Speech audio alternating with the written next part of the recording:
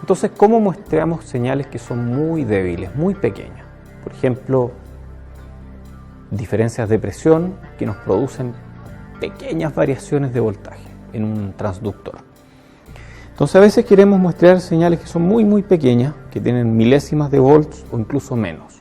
En ese caso es necesario amplificarlas antes de conectarlas a la DC. Este es un amplificador de señales que lo que logra es que una señal pequeña en amplitud pase a ser más grande en amplitud.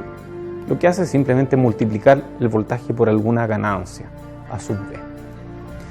Entonces existen los amplificadores electrónicos que en general son circuitos que aumentan la amplitud de una señal. Se caracterizan por una ganancia de voltaje a sub B y toman la energía de los rieles de alimentación. Entonces, si este es el símbolo o este es el símbolo de un amplificador, uno omite generalmente que este amplificador está colgado de un riel de alimentación.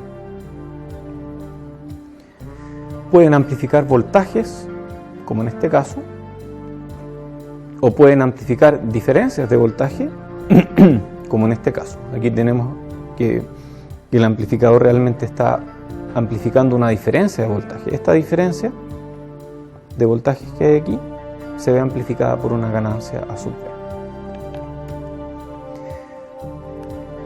Hablemos de cuán importante es la tasa de muestreo cuando queremos muestrear algo.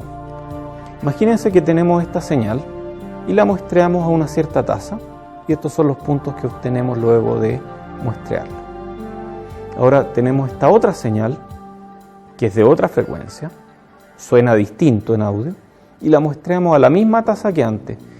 Y qué curioso, en el caso de una frecuencia más baja. ¿Cómo es posible? Las señales de entrada son diferentes, las señales son distintas, pero las salidas digitales son iguales. ¿Qué fue lo que sucedió aquí? Se vieran todas estas diferencias. Entonces da la impresión de que estuve muestreando a frecuencia muy baja aquí. No muestré a la frecuencia correcta, muestré a frecuencia demasiado baja. La matemática de esto está apoyada por el teorema de Nyquist. El teorema de Nyquist nos dice que la frecuencia a la que tenemos que muestrear tiene que ser al menos 2 veces mayor que la frecuencia máxima de la señal. Entonces el teorema de Nyquist me dice que si yo muestreo a una frecuencia de muestreo menor que 2 veces la frecuencia máxima de la señal, entonces pierdo información cuando estoy muestreando. Por lo tanto, si quieren muestrear sin perder información, tienen que muestrear a una frecuencia f sub s ajustada de manera que sea al menos 2 veces la frecuencia máxima de la señal. Si no siguen este caso, van a terminar con algo como esto.